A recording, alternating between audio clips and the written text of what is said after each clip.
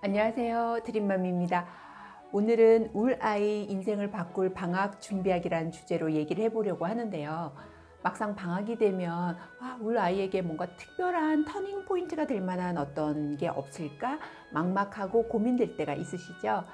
그래서 특별한 것 같으나 소소한, 그러면서도 아이를 열정적으로 바꿀 수 있는 세 가지 방법에 대해서 말씀드려 보려고 해요. 첫 번째는요, 이제 자녀가 꿈꾸는 대학을 방문해서 인증샷 찍기예요.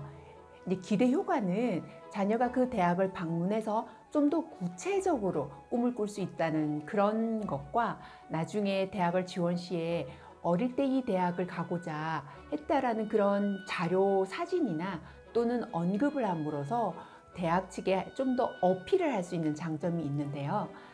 제 지인은 캠브리지에 초등학교 5학년 때 가서 사진을 찍었고, 그리고 입학 시에 동일한 사진을 찍어서 부러움을 샀었는데요. 제 아이도 하이스쿨 때 꿈꾸는 대학을 한번 투어하고 싶다고 굉장히 졸랐었어요. 그런데 정말 보내주고 싶었지만 그때 상황이 워낙 좋지를 않아서요. 이제 제 남편이 갑자기 귀임 조치로 한국으로 돌아와야 하고, 그래서 우리도 한국으로 돌아가야 될지 아니면 여기 머물러야 될지에 대한 굉장히 힘든 상황과 재정적인 문제가 함께 맞물려서 결국 가지를 못했는데요. 이제 대신 이제 대리 만족으로 컴퓨터로 서칭해서 그 대학들을 본 걸로 이렇게 대리 만족을 했는데, 참 많이 미안하더라고요. 다른 친구들은 직접 그 대학들을 방문함으로써 훨씬 더 의욕적으로 꿈을 꾸면서 준비하는 과정을 보면서 부러웠었는데요.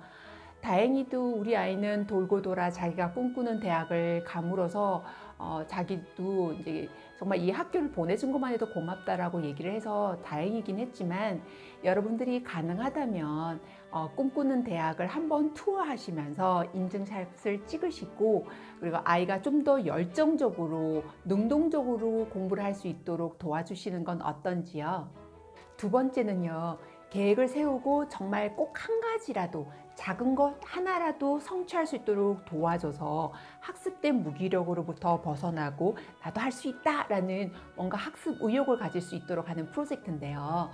뭔가 학교도 방문하고 꿈도 원대져서 아이나 엄마나 너무 기대를 크게 했는데 막상 별것도 하지도 못했다, 이랬을 경우에는 나 역시 뭐 안 돼 라고 어떤 무기력감에 더 빠질 수도 있거든요. 미국 최고 금융가인 데이브 램지는 그 부채 상환 능력이 없고 또 의지도 없는 그런 사람들에게 솔루션을 제시했는데요. 뭔가 빚이 많고 그리고 이율이 높은 것부터가 아니라 정말 작고 세금 공과금부터 리스트를 작성하게 했는데요. 그래서 뭐 몇 천만 원 이런 게 아니라 몇만 원, 몇십만 원 정도 되는 그런 세금부터 하나씩 하나씩 그어나가는 작업을 하게 됨으로써 하나씩 하나씩 부채를 갚을 수 있구나라는 그런 희망과 기대감을 줌으로써 부채 상환 능력을 회복시켰다라는 그런 내용을 읽은 적이 있는데요. 이렇게 우리도 뭐 학교를 갔다 오고 나서 뭐 엄청나게 큰 기대감에 큰 것부터 리스트를 작성하게 된다면 우리도 또 아이도 실망을 할 수가 있어요. 그래서 작은 것부터 큰 것에 이르기까지 리스트를 작성하고 월별, 주별, 일별로 계획표를 세우되, 하나라도 했을 경우에 거기에 체크리스트를 만들므로써 너는 정말 이것도 할 수 있구나라고 격려도 해주고, 아이도 학습된 무기력으로부터 벗어나서 내가 할 수 있구나, 아주 조그만 것부터 하나씩 하나씩 이루어 나갈 때 아이들이 뭔가 할 수 있다는 기대감과 학습 의욕을 가질 수가 있는데요. 이렇게 뭔가 원대한 것보다는 작은 것부터 하나씩 이룰 수 있도록 계획을 짜는데 도와주셨으면 어떨까 싶어요. 세 번째는요, 역할극 바꿔서 해보기인데요. 이건 너무 유치한 거 아니야? 라고 생각하실 수도 있는데, 사랑은 유치한 거 아시죠? 뭐 오전이나 오후 자녀와 편한 시간대에 아이와 엄마의 일을 한번 바꿔서 해보는 건데요. 좀 어색한 것 같지만 나름 서로를 이해하는 데 꽤 도움이 돼요. 아이가 엄마에게 막 잔소리를 하면서 엄마처럼 이제 엄마가 되어서 잔소리를 하잖아요. 내가 엄마인데 왠지 모르지 듣기가 좀 기분이 나쁜 걸 느끼면서 아이한테 이런 말을 하면 안 되겠구나.